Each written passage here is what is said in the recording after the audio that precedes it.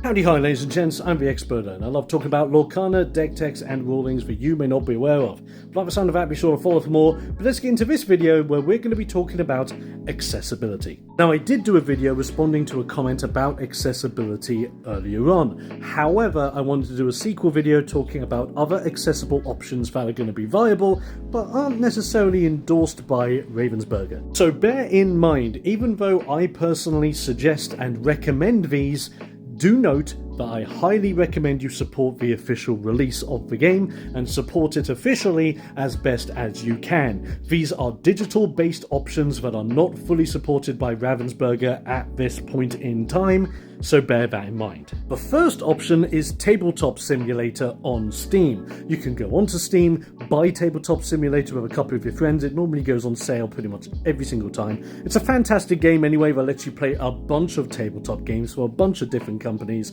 on there, online, with your buddies, which is absolutely fantastic and I recommend it. If you want an option that actually lets you play the game against an AI opponent, I highly recommend checking out Inktable. Inktable also supports a couple of other TCGs, but is fantastic with Lorcana and is being actively updated as the new sets come in, as well as having a recently good update that allows you to set the type of AI you want to go against if you want a more challenging fight or if you are testing your deck against specific meta level decks, so I recommend it for that. Now if you prefer playing the game against actual people but you don't want to necessarily buy into it like with Tabletop Simulator, you do have another option and it's called Lorcanito. You can go onto Lorcanito, you sign up using Discord and you're good to go, and because you have to be a part of a Discord server, you automatically have a bunch of people that you can interact with and play with.